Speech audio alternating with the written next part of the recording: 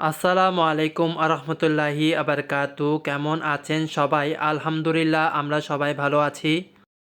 15ই December চলে গিয়েছিলাম British American Tobacco Bangladesh program দেখতে। প্রায় 10 কোটি টাকা খরচ করা হয় প্রোগ্রামের জন্য। এই প্রোগ্রামের নামকরণ করা হয় ফ্যামিলি ডে। প্রায় 10,000 মানুষ উপস্থিত ছিল এই প্রোগ্রামের মধ্যে। আজকে জানাবো 10 কোটি টাকা কেন খরচ হয়েছে, কি কি আকর্ষণ ছিল, সব বিস্তারিত জানতে পারবেন। সেক্ষেত্রে আমাদের ভিডিওটা পুরোটা দেখতে হবে। 10 কোটি টাকার মধ্যে 2 কোটি টাকা খরচ করা হয় শুধু বড় বড় নামকরা শিল্পীদের গান শোনানোর জন্য।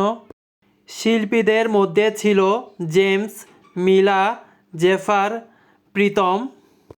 তাদের প্রত্যেকটা গান অনেক সুন্দর ছিল। তাদেরকে সামনে থেকে দেখতে পেয়ে আমার অনেক ভালো লেগেছিল। ভিডিও শেষে তাদের গানগুলো শুনতে পাবেন। 10 কোটি টাকার মধ্যে 2 কোটি টাকা খরচ করা হয় র্যাফেল ড্র করে।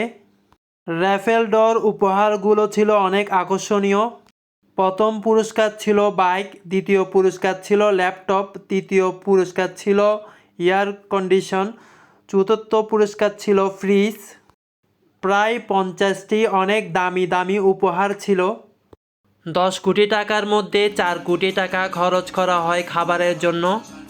খাবারের তালিকায় ছিল ফুচকা, ছটপটি, কফি, পিঠা, ঝালমুড়ি। সাথে লাঞ্চে ছিল আনলিমিটেড কাচ্চি।